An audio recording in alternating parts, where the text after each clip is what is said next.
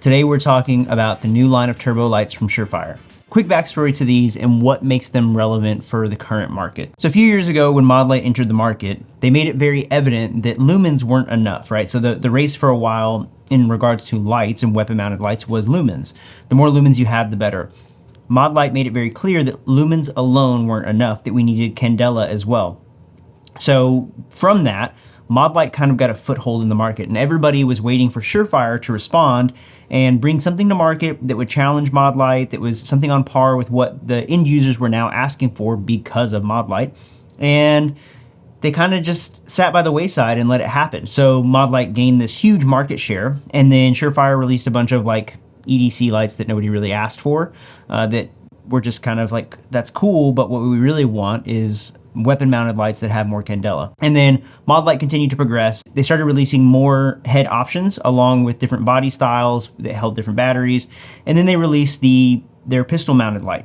And that light was interesting because the rifle lights were phenomenal, but the pistol light had a few issues. It promised a lot out of the gate, but it didn't quite deliver on all of those. And I think some of the issues that people had, like if you don't remember, I did a review on it up here, but some of the issues that myself and other people started to have the more that we shot rounds through them was, one, some people out of the box had bad switches, and I think Mod Light did a pretty good job of handling that, and they got them replacement switches to get rid of that. But it was kind of like, okay, that's one issue, that the switches either were flickering or they weren't working properly or they just wouldn't turn on at all.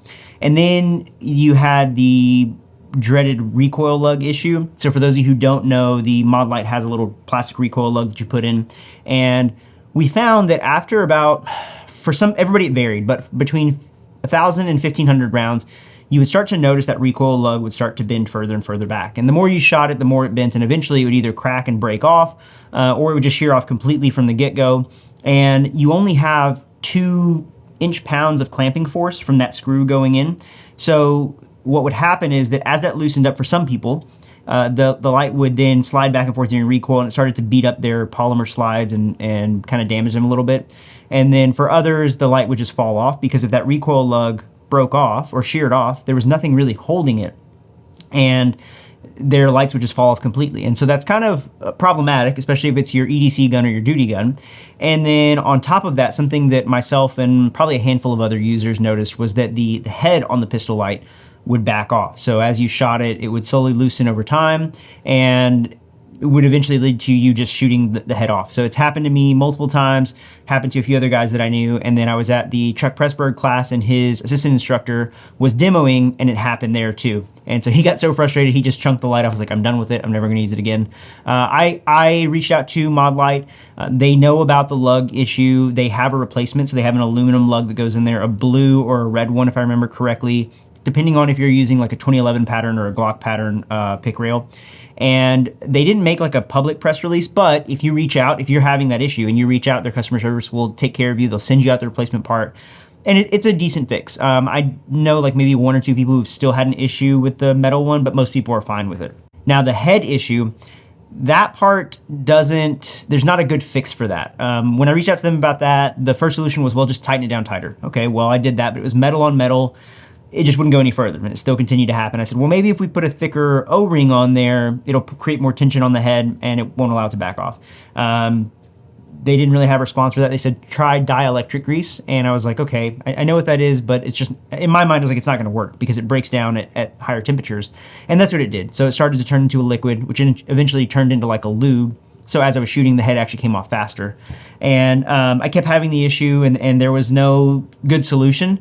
So I just got tired of dealing with it, and I got rid of my Mod Lights. So for me, they just didn't work. Other people's mileage may vary. You may have one and have had no issues. But for those of you who have had issues, I'm sure they're similar to that. So that still left the pistol light market pretty open. You know, Surefire, while they weren't matching the candela, still had the reliability and the durability and not having those issues. So people were still kind of on the fence and not sure which way to go. And I think now with the introduction of the turbo light, I think you're going to see a clear winner in the pistol light market. But don't discount the rifle light, because I think there's some interesting factors that go into this one that may make it a good contender, especially for those who don't currently have a rifle light or who are looking to upgrade the rifle light. So let's talk about the turbo lights. Talking specifically about the Surefire turbo pistol light, It's going to come with 66,000 candela and 600 lumens compared to the 54,000 candela and the, I think, 1350 lumens of the pistol light from Mod Light. So somewhat comparable. You're not getting as many lumens, but in my testing, I couldn't really notice a difference as far as the flood goes in brightness. You do notice the center is a little bit hotter and a little bit tighter out of the Surefire versus the Mod Light.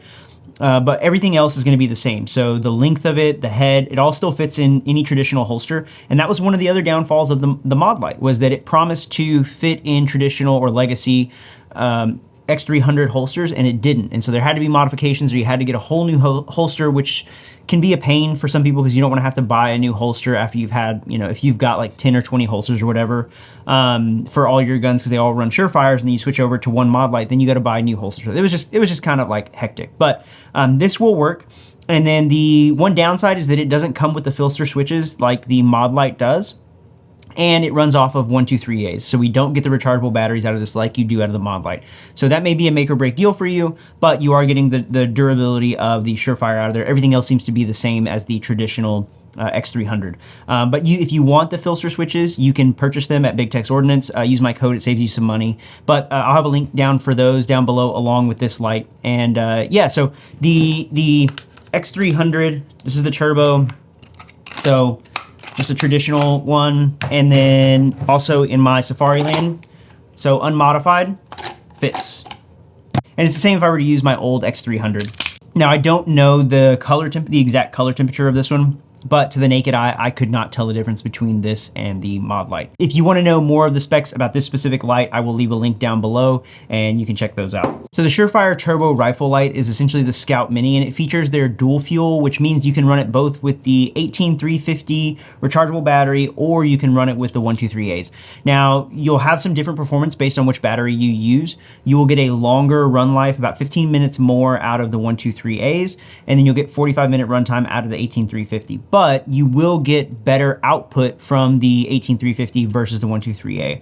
The 18350 will give you 550 lumens with 71,000 candela and 300 lumens with 33,000 candela out of the 123A. So you have good options there. The output is good. In the testing, I used the 123A, and it, from the naked eye, felt like it was on par with the PLH 350 out of the Mod Light. So testing the lights, I didn't have a Mod Light pistol light to test these with because, as I said before, I got rid of them, but I compared the pistol light directly to the older X300, and then I compared the Surefire Scout Turbo to the Mod Light PLH 350 with the short body. So it's fairly comparable. The only big difference is the Mod Light is running the 18350 and the Surefire is running the 123A.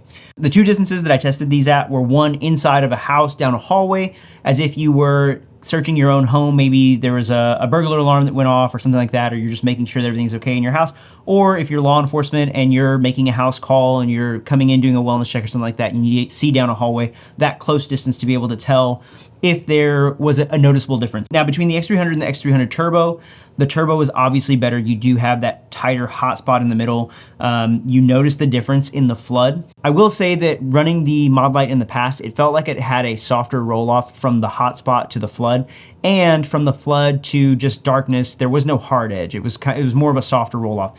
With the X300 Turbo, I noticed there is a very distinctive, harsh line there, and that may be something that you don't like. It may be something that's just not appealing to your eye, make it harder to process information for things that are in your peripheral sight. So just something to be aware of. There is that little bit of difference there.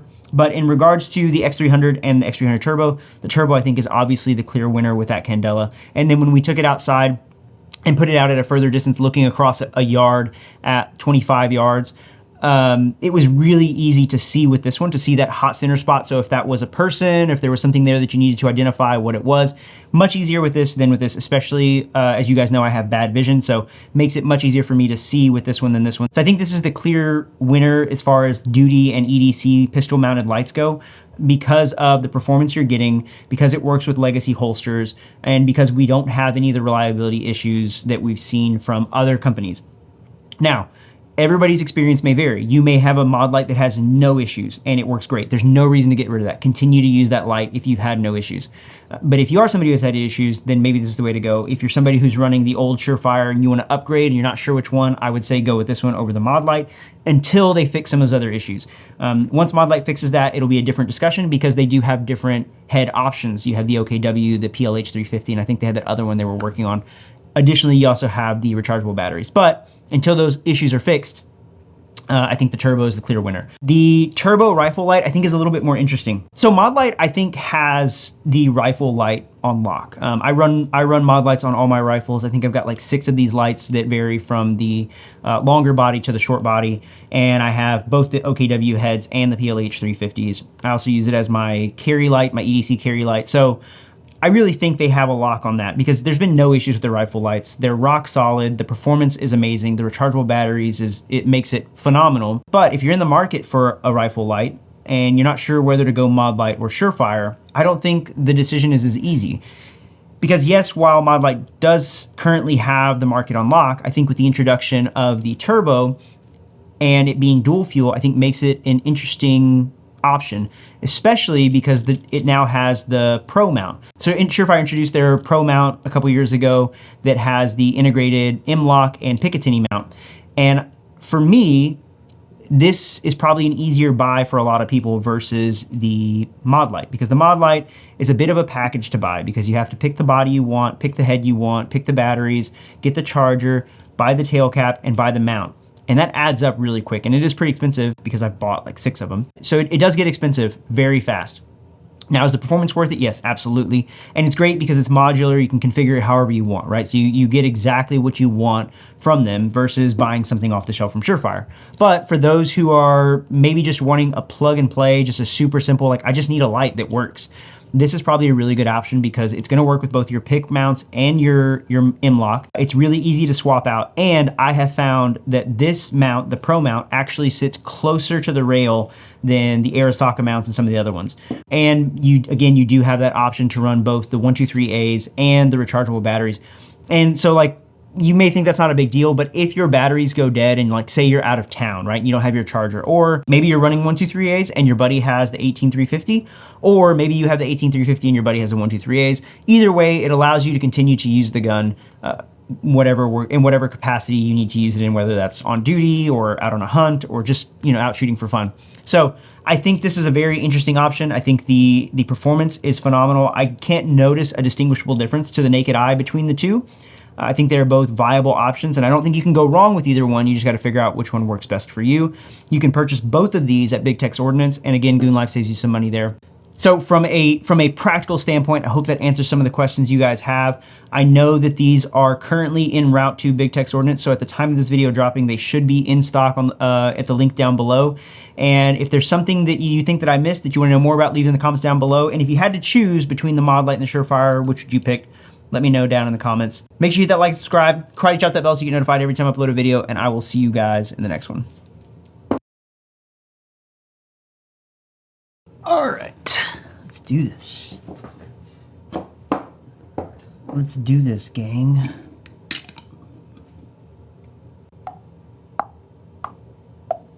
My glasses are dirty.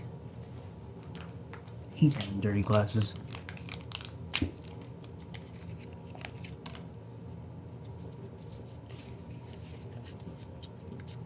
Wrong glasses, that's why. Nah, that's stupid, we don't need to talk about that. Really, nah, booger. Hope you guys can't see that.